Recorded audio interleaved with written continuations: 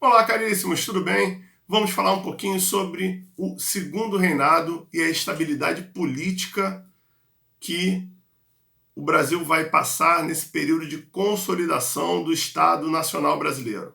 O segundo reinado, ele vai entre 1840 até 1889, né?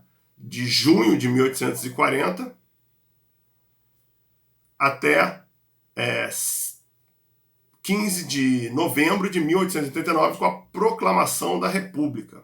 E ele foi um período marcado por relativa estabilidade política. As reformas conservadoras aprovadas nesse período vão conferir um maior poder e controle ao governo central, sediado na Corte do Rio de Janeiro, nas mãos do imperador menino ainda, Dom Pedro II.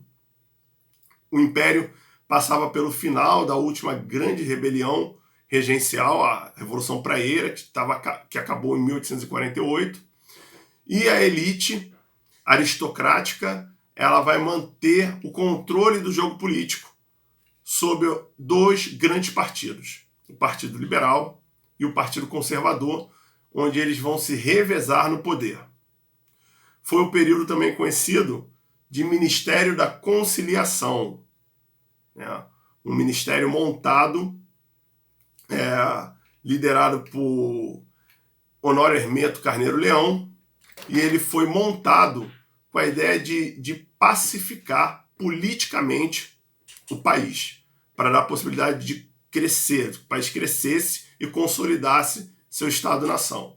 Durante o segundo reinado, vai acontecer uma das mais importantes transformações sociais do Brasil, que vai ser o fim da escravidão. Em paralelo, a economia vai se modernizando com a construção de ferrovias, com a mecanização da produção e com o surgimento das primeiras fábricas. O regime parlamentar brasileiro ele tinha uma característica muito específica, que levou ao historiador José Murilo de Carvalho a falar que o Brasil vivia um parlamentarismo às avessas. Pois num regime parlamentar, o parlamento ele deveria ter maior força.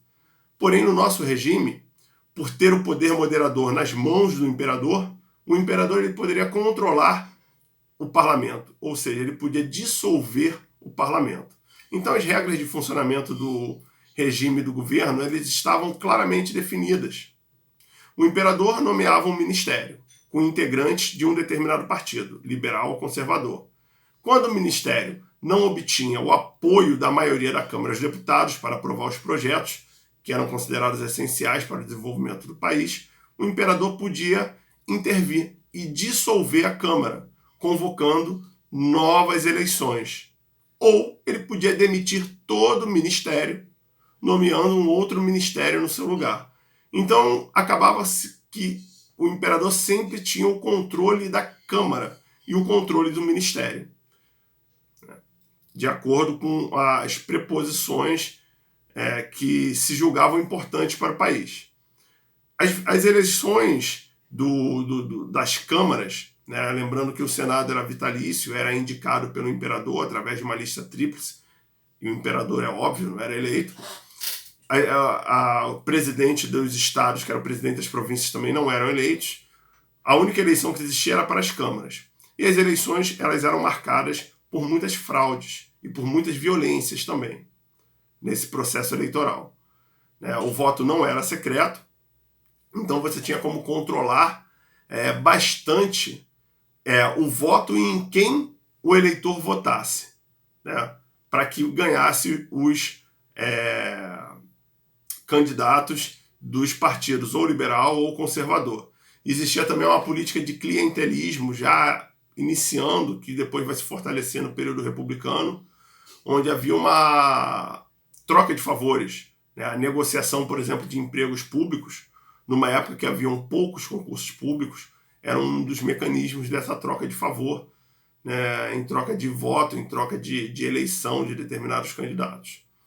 Então você tinha um império, uma monarquia controlada por essa aristocracia e que um partido não se diferenciava muito do outro nos seus objetivos e nas suas aspirações, que era estar no poder. Daí, Holanda Cavalcante, um dos políticos da época, ter dito uma famosa frase que dizia o seguinte: nada mais liberal do que um conservador no poder e nada mais conservador do que um liberal no poder. Ou seja, todos os partidos queriam o mesmo poder. Estando no poder, agiam da mesma forma.